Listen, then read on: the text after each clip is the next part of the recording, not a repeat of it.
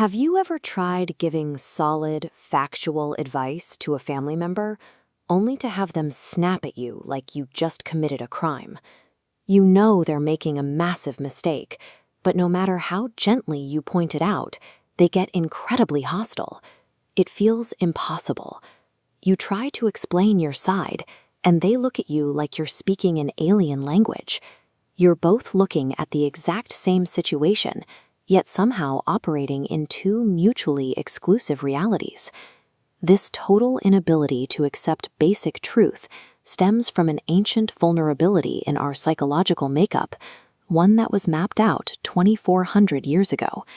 The ancient Greek philosopher Plato identified this specific condition back in 400 BC. He detailed the mechanics of this mental isolation in his masterwork, The Republic. Long before algorithms or smartphones were ever conceived, Plato predicted our modern inability to agree on reality. Imagine a deep underground cave.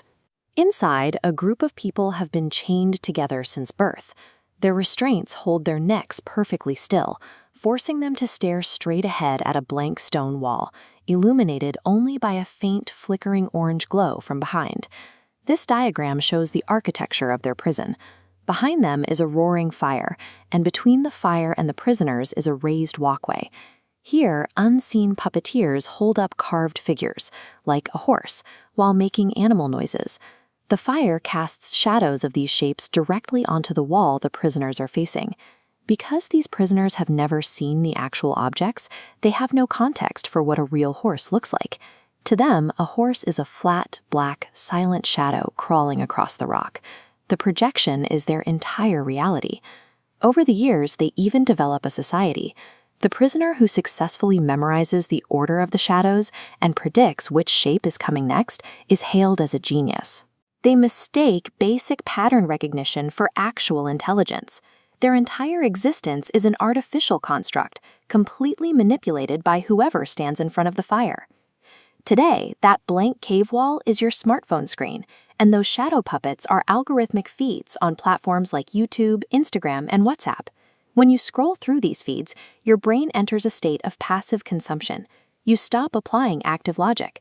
You stop questioning whether the information is actually true, because processing facts takes more energy than simply watching the next shadow. This schematic represents a human brain reacting to repetition theory. If an algorithm feeds you the exact same extreme viewpoint or toxic behavior over and over, your brain's mirror neurons start to copy it. The constant, identical inputs physically rewrite your neural pathways. This creates an echo chamber.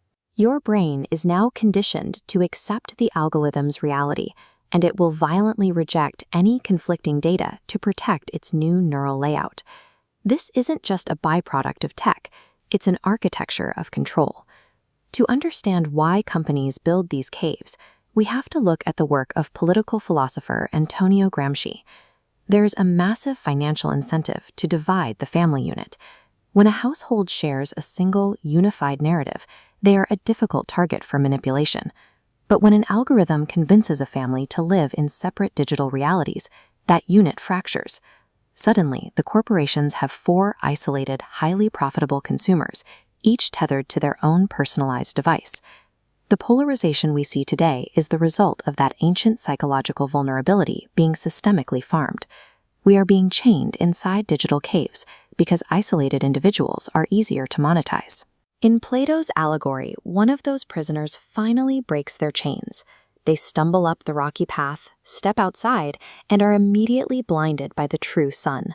For the first time, they see actual green grass, real flowers, and a three-dimensional world. Once their eyes adjust, their first human instinct is empathy. They turn right back around and run down into the pitch-black cave to free their friends and tell them the truth about the outside world. But when they get back down there, their eyes can no longer see in the dark.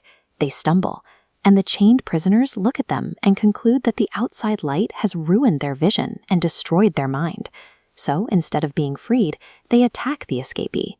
Plato drew these stakes from history. His own teacher, Socrates, was sentenced to drink poison for attempting to show the public the objective truth. When a person's entire identity and social standing are built on shadows, Reality is perceived as a violent, existential threat.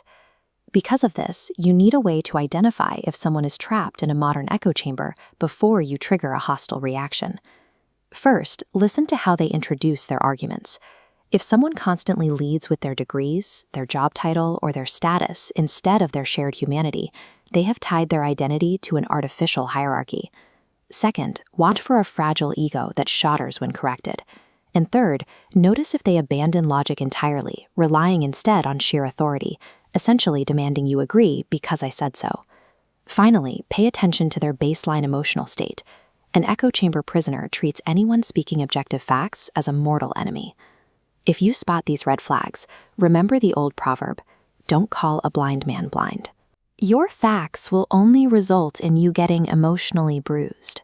Protect your own peace and share your insights gently from a distance. You cannot forcefully drag someone into the light, but you can check your own chains and choose to walk out of the cave yourself.